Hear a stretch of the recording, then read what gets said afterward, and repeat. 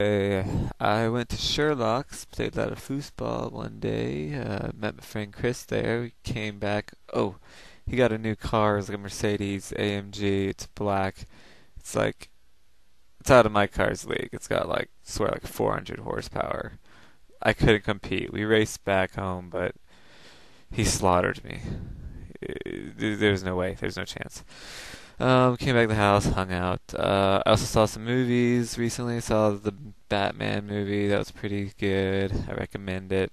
Also saw Lucky Number 11 and No Country for Old Men. They're both pretty good. Um, I went tubing. That was really fun. Uh, got a tan, I guess. Well, I got less white. Let's put it that way. Um, I went to a cool cafe restaurant for the first time. I got this really yummy chicken, like not a wrap, but I don't know, like a chicken crepe.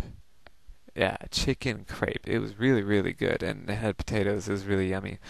Um, then we attempted to go to Dave and Buster's one day. We ended up going to Mamacita's. That was fun. We had a big group. That was also the first time I had a sanguine or something. I don't know. It was like a red wine and cranberry juice mixed together. Had that for the first time, and it made me not feel too good, like in the chest. It was kind of weird. I was like, eh.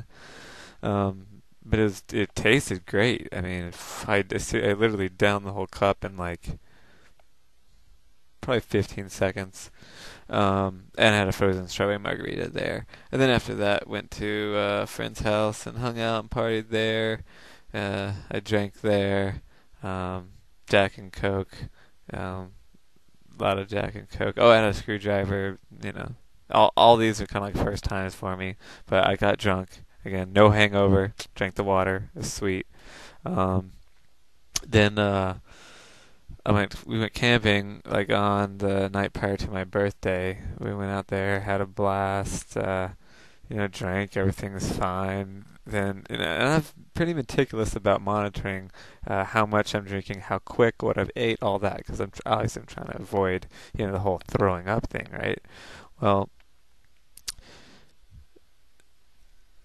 I must have missed something, or there must have been something different, but apparently I drank a little bit too much, and on the day of my birthday, I was pretty much at one point I was throwing up on the beach. But I mean, I had a blast. It was awesome. We played frisbee. We were talking. We had a fire going. Uh, but the only thing that wasn't sweet was the mosquitoes. That was not sweet. Um, Also, recently, I got to see Iron Man. They showed it at the university here, and I got the hookups, so I got to see it, even though it's not released on DVD there. Sweet movie. Also, I went to the library there, and I wanted to see a book by Graham Oppy, and I tried to find. They said they had it, and I was like, sweet. And so I hunted it down. At least I tried to, and where it was supposed to be, it was not. However, it still said they had it, so apparently someone jacked it, and I'm upset because I wanted to, look inside and see what it was about.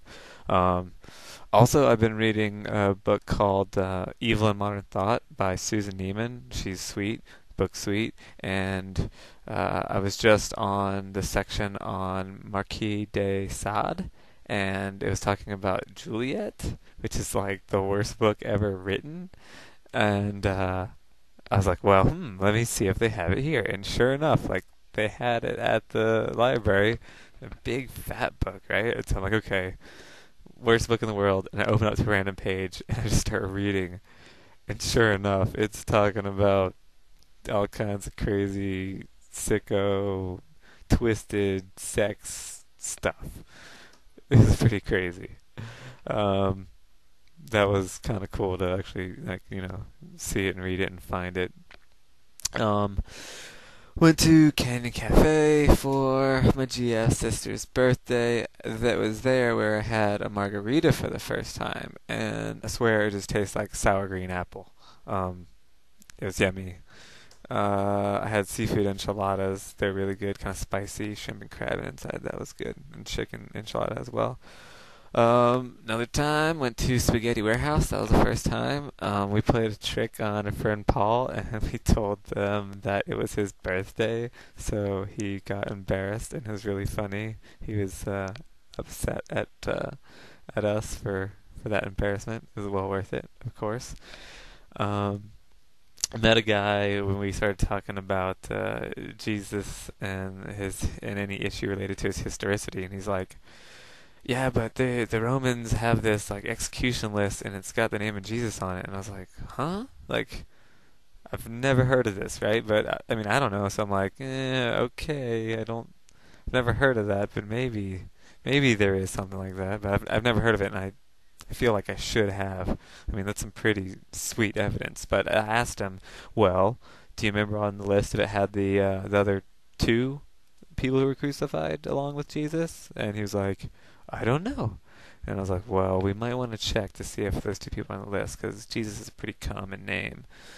Anyways, he said he'd get back to me, which he did, and he sent an email. It's like, I don't know what I was talking about. So apparently there isn't this list, whatever, but that's how it goes. What else? What else? Oh, went to see a friend's art gallery exhibit. He's a photographer, and one of the photos I really, really liked, and the photo's worth 1,000 words, but I'm gonna give you a couple words, and that's going to have to suffice. But it was a picture taken on like a cloudy day, like half cloudy day, like overcast, and then half like shiny and bright. And where he was when he took the photograph, it was cloudy and dark. But back in the back, it was all bright. He took a picture of it's like a bunch of crap, like just junk, like stuff that you'd have like if you like, tore down a house, like miscellaneous things like blinds and frames and those sorts of things. And in the middle of the photo was a mirror, and the mirror was positioned just such that it was reflecting the bright, beautiful sky and clouds. So in the photo, in the center, there's this, in the middle of this dark, dreary, trash image, is this beautiful reflection of what's on the other side, which you can't see directly. You have to indirectly perceive it. I don't know. I thought it was sweet. Plus, all the lines of the junk were very sharp, hard, jagged, and it was a very complex photo. But then it had this soft cloud, bright cloud in the middle. Uh, I liked it, and I'm not very nice with art, so I was happy I liked something.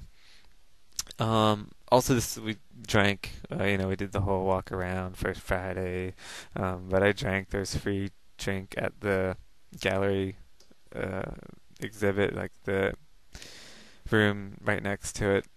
Some guy actually made me a drink. He's a really nice guy.